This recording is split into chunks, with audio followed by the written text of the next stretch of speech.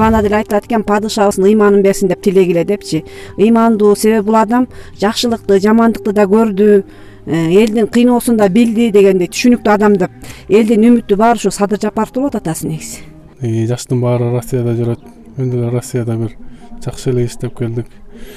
Эми өзүбүздүн президентибиз жакшы болуп, ушул Садыр Жапаров ушу кыргыз элин оңдойт деген ниеттебиз. Ниетибиздин баары ошодо. Мен дос балдарым баарыбыз тең эле ушуну колдоп жүрөбүз.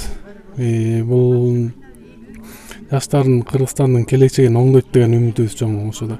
Бардык кошуналар ушу бала чыккан айылы бүт эле ошого тилектеш болуп атабыз ушунун президент болушуна. Анткени бул жаш экен, баарын билген экен, башынан көп кыйынчылыктарды өткөзгөн бала экен. Ошон үчүн бул айткан сөздөрдө жакшы болуп атпайбы? Эл үчүн күйө турган, эл үчүн ошо аракет кыла турган бала экен. Ошого тилектеш президент болушуна.